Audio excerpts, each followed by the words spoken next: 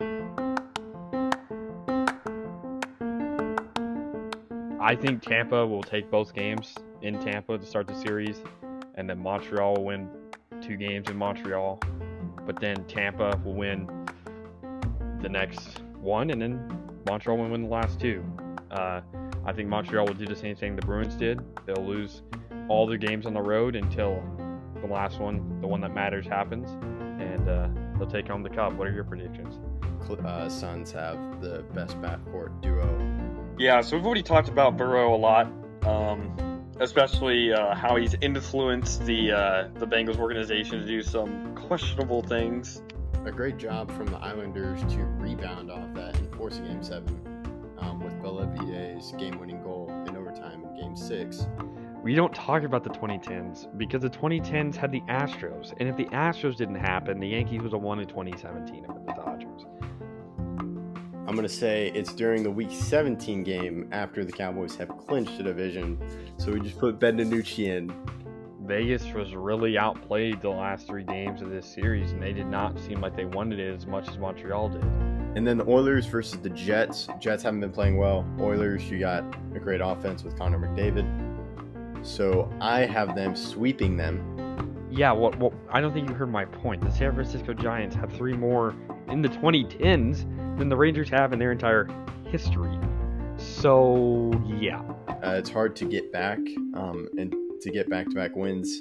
And I don't see the Lightning doing it here, so I have them losing to the Hurricanes in 6.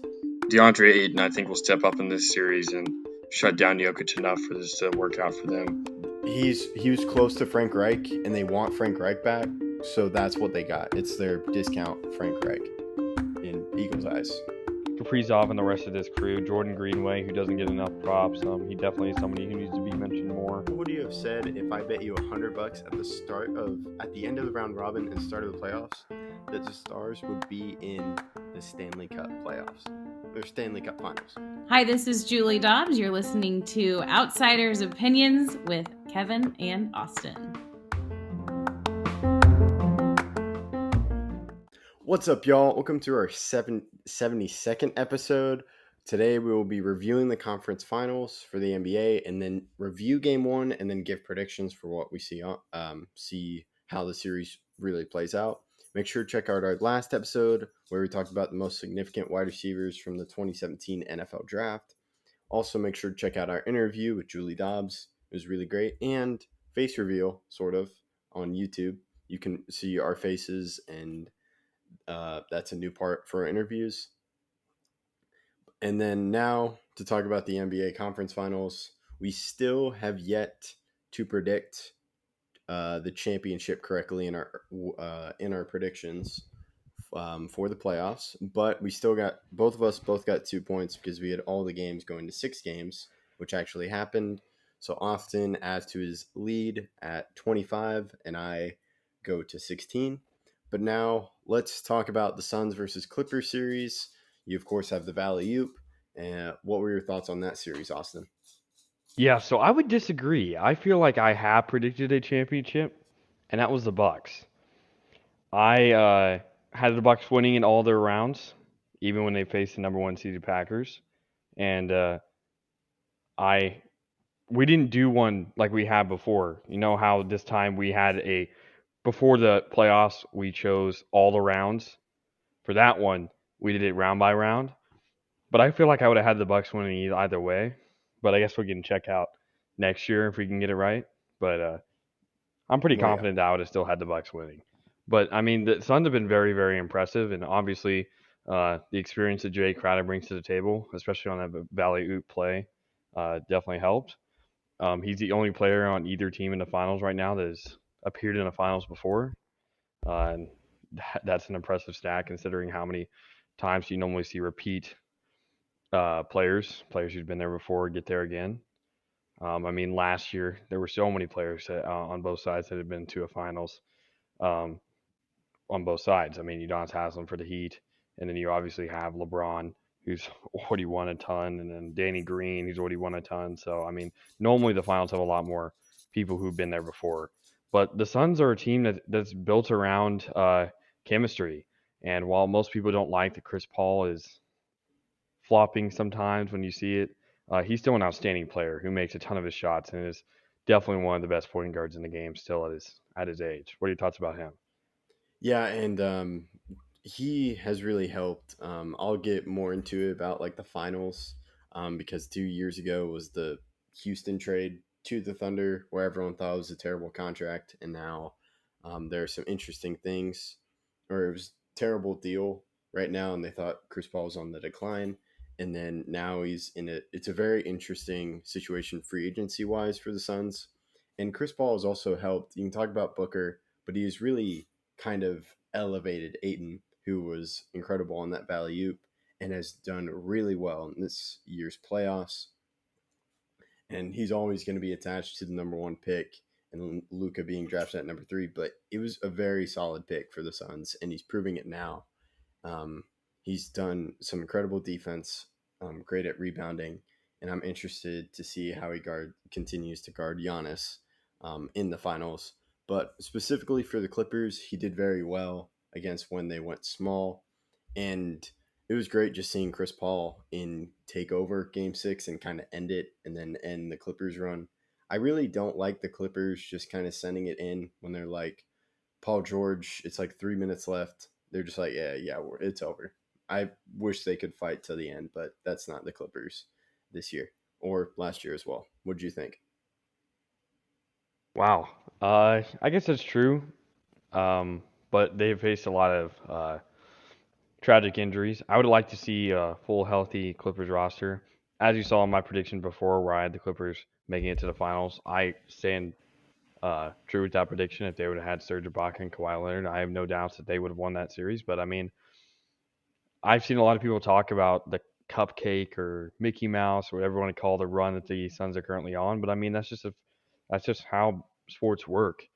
In basketball, injuries are normally a common occurrence, and they hold out people longer than other sports, in my opinion. But it's definitely a part of the game.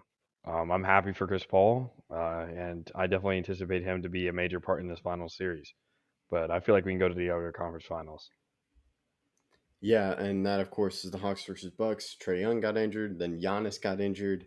Um, the Hawks really have done well, and I mentioned the draft with Aiton, Luka, and then of course Luka and Trae Young are always going to be connected. Um, the This just goes to show that the Hawks have done a better job than the Mavericks in building a team. We also got to see a little bit of Cam Reddish.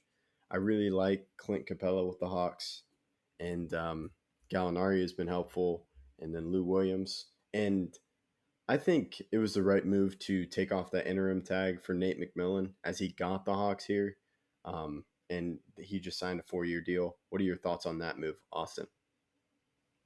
Yeah, so the Hawks, I mean, wow, what a run. From me not choosing them to even beat the Knicks in the first round to proving me and a lot of people wrong and making it to the conference finals. Um, while I think they would have lost either way, whether Trae Young got hurt or not, as we saw even with Trae Young in their last game, he still needs to work on that killer mentality against higher up teams, especially with a team like the Bucks with great perimeter defenders. It's definitely a really hard matchup for a young player, but like you said, they definitely have built better than the Mavs have. And I go into coaching too. I feel like Nate McMillan is a better coach than Rick Carlisle right now. Rick consistently does not play his younger players, and that sometimes can hurt a team's development. The Hawks, while they haven't been all that great the past 2 years before this season, they definitely grew with their young core, and it's definitely helped accelerated their success. Yeah, some excellent points. And then on the Bucks side, it was a great job from Drew Holiday and Chris Middleton and Brooke Lopez as they stepped up in Giannis's absence in Game 5 and Game 6. The intriguing thing to me was Drew Holiday actually did better scoring wise with Giannis off the court. He did play well in game 1 against Atlanta, scoring 25 points and shooting 56% from the field. But game 5 and game 6, he just seemed better, and the offense seemed to be smoother, which Like they're definitely not better without Giannis. It's just kind of goes to how why is it different without your star, and that kind of goes to the Budenholzer question. And then Drew Holiday scored 20 in Game 5, and then 23 in Game um, 6, and he shot above 45% from field goal in both those games. What do you think?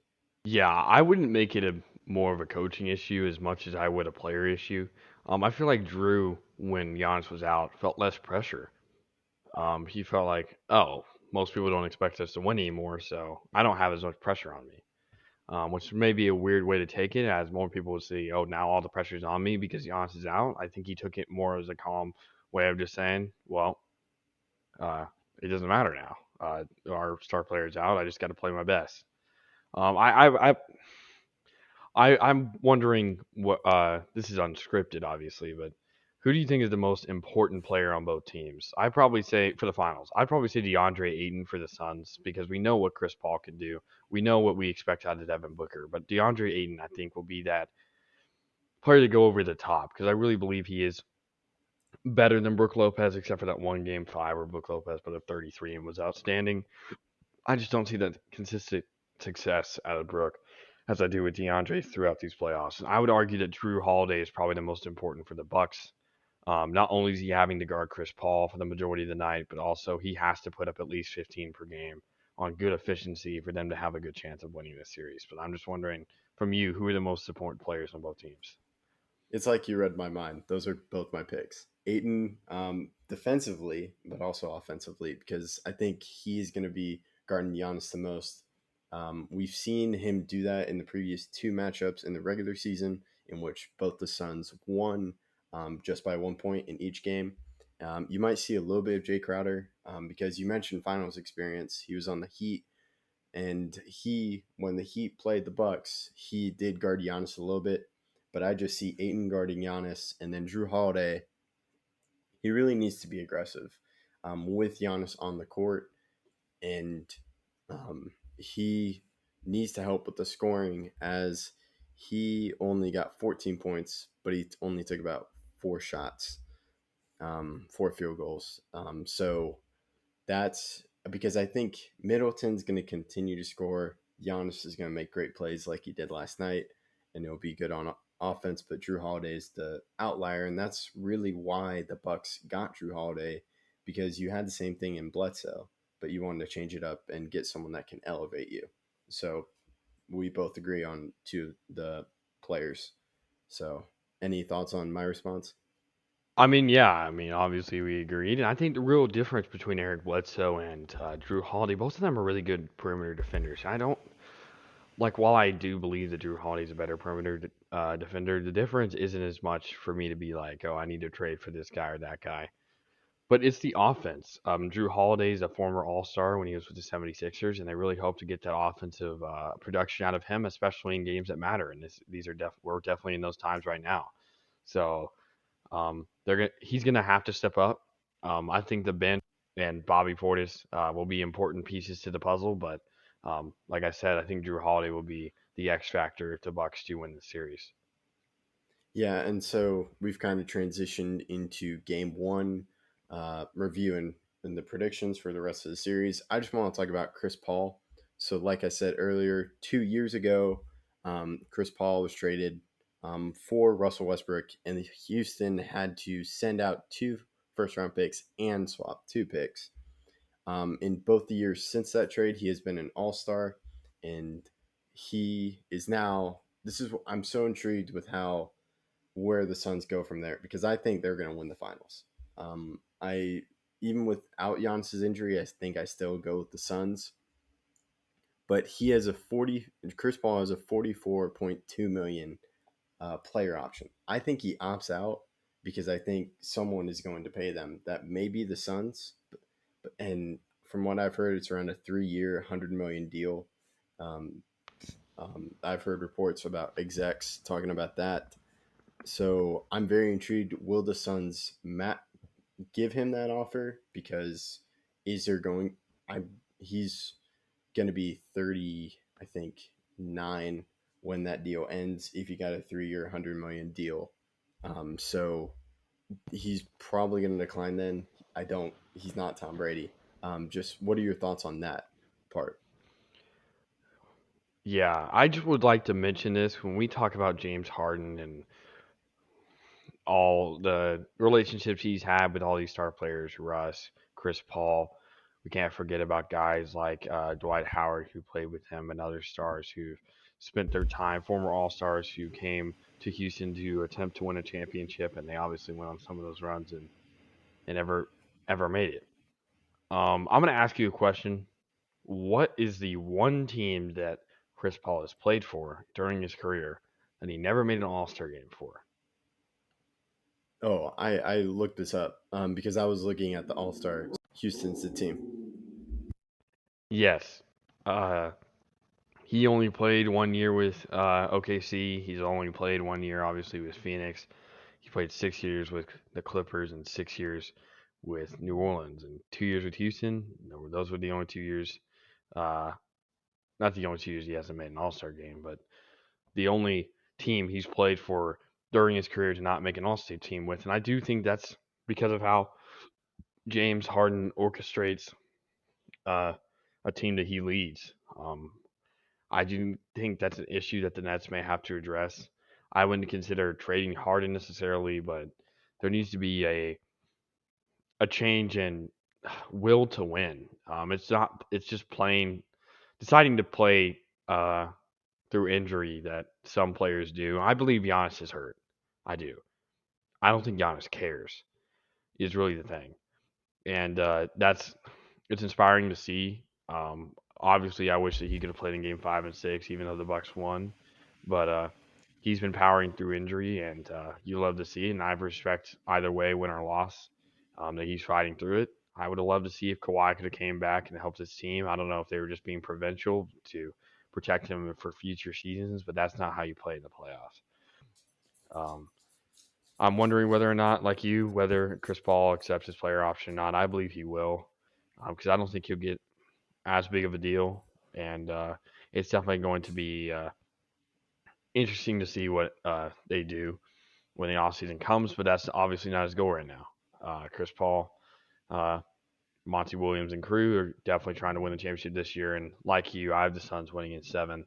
I don't know how many games you chose, but I definitely see Chris Paul leading his team to victory, winning Finals MVP in 7 games, and making the Bucks go home sad. Yeah. That's interesting. You said 7 games because I think 6 games at the most. I don't, especially with Giannis's injury, and I wasn't really surprised because I felt Giannis was going to play in Game 1 of the finals, just because it's the finals. So I would have been more surprised if he didn't play, but he did play, and it would be interesting to see how it goes. It would be great to see Chris Paul get a ring, but it'll also be great to see Giannis get a ring. So it would be interesting. Any final thoughts? I'm excited to watch the rest of the series. Obviously, Game 1, 118 to 105 for the Suns over the Bucks. That happened last night, and the Bucks are back on their heels. But you know what they say: it's not a series until you lose at home. So we'll see what happens, and the Suns are up 1-0. And in the previous 2 series that the Bucks won to get here, they both lost Game 1. They lost Game 1 to the Nets, and then Game 1 to the Hawks. So that's something to keep an eye on if you're a Bucks fan. There is hope. But we both have the Suns, and make sure to check out our next episode, which will be talking about the Stanley Cup final. Could be tomorrow, could be July 12th if it goes to a Game 7. We'll see. And be on the lookout for more episodes from Outsiders Opinions. Thank you for listening.